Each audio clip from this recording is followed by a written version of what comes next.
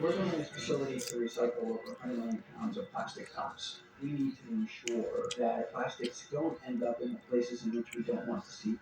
Our objective is to recycle all of that film into new products.